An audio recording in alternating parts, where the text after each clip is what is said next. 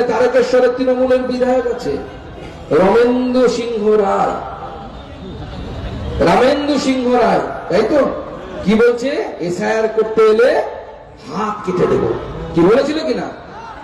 সোলের গব্বর রে ভাই, ঠাকুর এ হাত মুজে দে দে ঠাকুর। হ্যাঁ, আমি রমেন্দ্র সাহেব কি ভেবেছেন?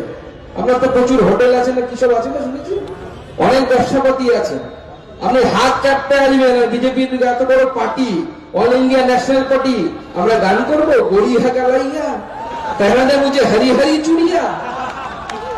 বিজেপি মারামারি করে না, কিন্তু মনে রাখবেন রামেন্দু বাবু, হাতে উঠবে যখন কাঁচা বাঁশ, পাল্টে যাবে ইতিহাস, সেই ক্ষমতা বিজেপি রাখে।